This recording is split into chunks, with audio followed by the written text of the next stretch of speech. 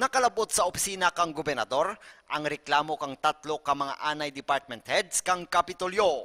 Diya may angat sa pagdetail kananda sa iba nga mga opisina.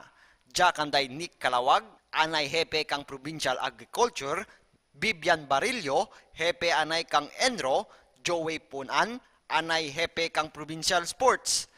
Nagreklamo sanda sa talatapan kang Civil Service Commission kag ginamanduan sa pagsabat si Governor Ezekiel Habir may angot kadya. Well, that's the right, no? The right to protest their deployment, no? And the reassignment, no? That's only a detail, no? It's not a reassignment or a diminution of in rank and salary, no?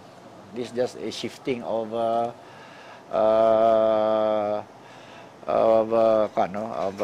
no? Where they can be effective. So where they can be effective. So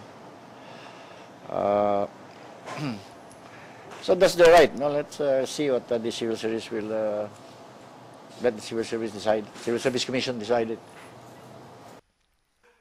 Naga-ekspektar pagiddugang si Governor Habir sa dugang nga reklamo halin sa mga opisina. May angat sa ginpagwa nga memorandum sa pagdetail kang mga anay hepe sa mga opisina kang Kapitolyo. Well, those who were deployed in other areas, I expect them to appeal. But I can defend that, no? Where they will be more effective, then we send them there. Para sa Co Patrol, Peter Saldivar.